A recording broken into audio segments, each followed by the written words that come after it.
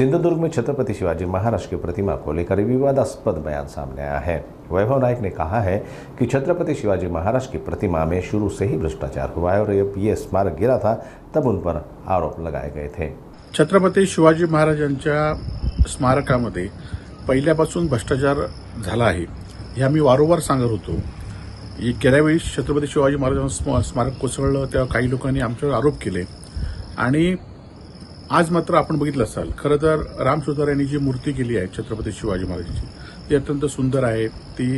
तिला काही धोका आजही नाही, परंतु आजूबाजूला जे पीडब्ल्यूडीने काम केलं, जे पहिलं काम केलं होतं आणि नवीन काम केलं ते पूर्णतः बोगस काम केलं आहे। या कामामध्ये मोठ्या प्रमाणात भ्रष्टाचार झालेला आहे आणि खरं तर ज्या अधिकाऱ्यांनी हे काम केलं त्यांना आता मंत्रालयामध्ये बढती देण्यात आली। त्यांना आता काही मंत्री त्यांना आपले ओएसडी घेऊन फिरवत आहेत। खरं तर त्यांच्या म्हणजे ज्या पुतळ्याच्या स्मारकाची जबाबदारी होती त्यांच्यावर कुठलीच चौकशी झाली नाही।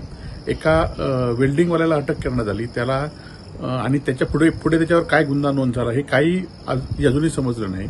काही लोकांना जे मूर्तिकार पहिला होता आणि जो ठेकेदार होता त्याला पहिल्या निवडणूक झाल्या त्यांना पहिला जामीन देण्यात आला आणि त्यामुळे या सगळ्या बाबतीमध्ये भ्रष्टाचार झालेला आहे। खरं तर माननीय मुख्यमंत्री देवेंद्र फडणवीस यांनी या सगळ्याची सखोल चौकशी केली पाहिजे आणि दोषींना कडक शासन दिलं पाहिजे। त्यासाठी स्थानिक अधिकाऱ्यांवर, स्थानिक लोकप्रतिनिधींवर विश्वास न राहता आपण स्वतः लक्ष घातलं पाहिजे अशी विनंती आहे। यामध्ये आम्ही कुठलंही राजकारण न करता अजूनही वेळ गेली नाही। तुम्ही पुतळ्याच्या आजूबाजूचा परिसर आहे तो परिसर हळूहळू खचत चाललेला आहे, त्याचा आपण पाहणी करावी आणि जे अधिकारी दोषी असतील आणि जे दोषींना पाठीशी घालत असतील त्यांच्यावर कडक कारवाई करावी एवढीच आमची अपेक्षा आहे।